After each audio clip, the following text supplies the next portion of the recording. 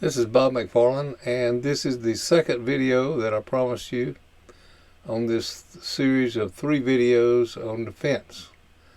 And let's get right to BBO. And we have a hand that's dealt here, and I'm not worried about the bid, I'm not worried about the play, I'm only worried about the opening leads. What is going to be your opening lead? And I'm going to be giving you some hints. You're going to be in north.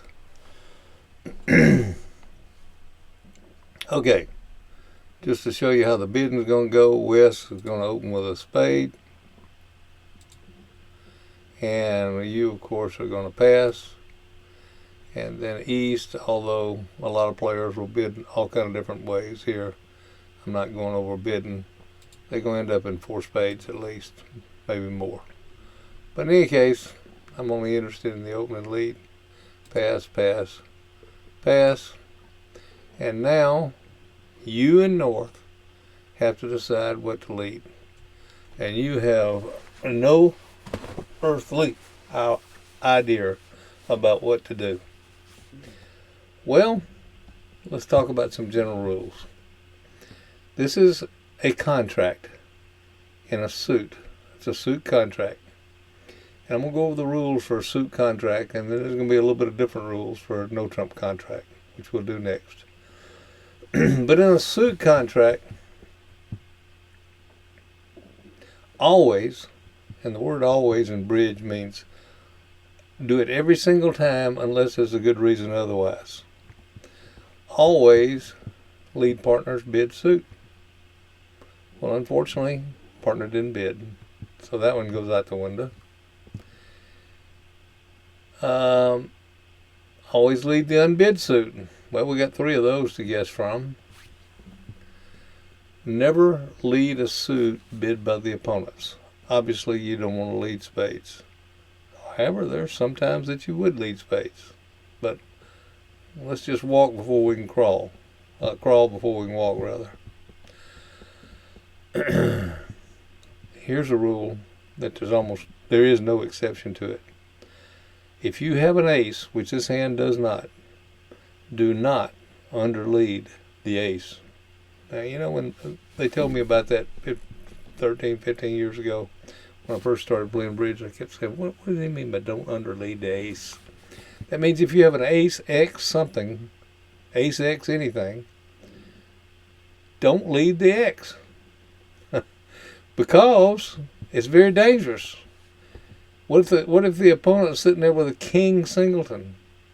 If you lead your ace, you're going to take the king.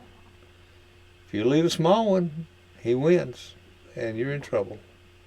So never, never, ever underlead an ace in a suit contract. Different rules for no trump. Try not to underlead a king. I didn't say don't do it. I said try not to. Now let's talk about what the best leads are. Well, we already know the best leads are your partner suit or unbid suit or never lead their suit. We already gone over those. But if you get through all those and you still don't have a lead like you are here, you're down to 3 different suits. You can guess hearts, you can guess diamonds, you can guess clubs. But we don't want to guess.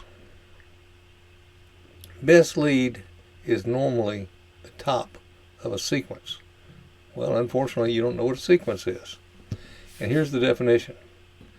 A sequence in a suit contract is 2 face cards in a row. Face card. Face card is ace, king, queen, or jack. They're all face cards. But we also include a 10 in that. So if you have 2 of them in a row, touching, then lead the top one. There's your rule. A little different rule in no trump. So just remember, 2 touching honors, face cards we call honors, lead the top one. So there now we have our main clue about what we need to lead. We come up here and we grab that queen of clubs and we lead it.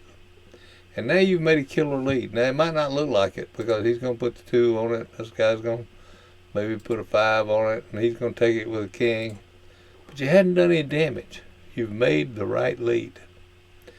And that's what this video was about, making the right opening lead.